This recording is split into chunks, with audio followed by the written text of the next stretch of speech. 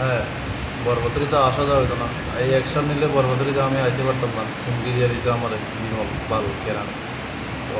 তো তারপরে এখান থেকে গাড়ি নিয়ে আমি রাজনগর হসপিটালে গেছি। রাজনগর হসপিটালে গেছি, ওখান থেকে পুলিশে কমপ্লেন করছি, পুলিশ আইছি, পুলিশকে জানাইছি আমি বিমল পাল, বাসুদেব দাস, জীবন সরকার তিনজনের নাম কইছি। পুলিশে আপাতত মৌখিকভাবে জানানো হয়েছে। তারপর ওইখান থেকে হসপিটাল থেকে আমার রেফার দিছে জেলা হসপিটাল তেবানিয়ে।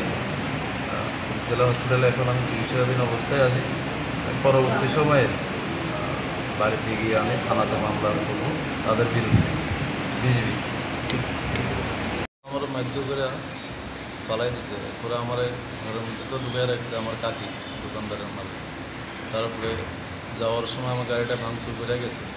ভাঙচুর করে যাওয়ার সময় আবার আমার কয়ে দিছে যে আজকের ব্যাপারে কোনো অ্যাকশান নেই, মানে যদি অ্যাকশান নিই নেক্সট টাইম বরপাতুরিতে আইতে পারতাম না।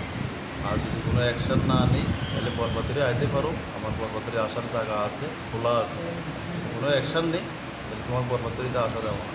আমি আর কিছু কিনে ঘুরতে গিয়ে তারা চলে আসে। গতকালকে 12টা 12:30 নাগাদ রাজনগর থেকে বরপাতুরি আমার নিজের বাড়িতে আইসি আমি।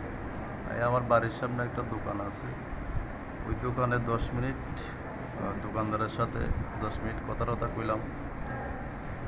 সাথে আমার খুড়াতো ভাই আছিল গৌতম সুর, তার সাথেও কথা কইতেছি। ভাবছি কথা শেষ, বাড়িতে যাবো, বাড়ি থেকে 2টা বাদ খেয়া রাজনগরে যাবো গা।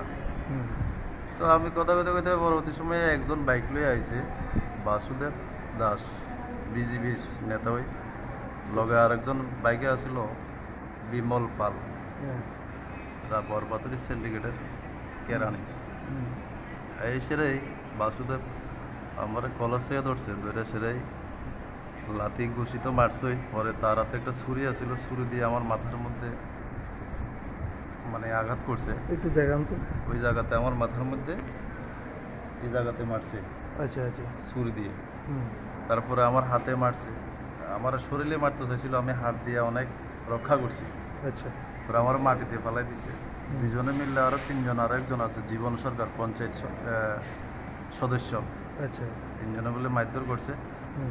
ওই দোকানদারের বাড়ির ওই দোকানদারের স্ত্রী আমার কাকি হয়, কাকি আমার ঘরে ঢুকে রাখছে, দরজা বন্ধ করে রাখছে।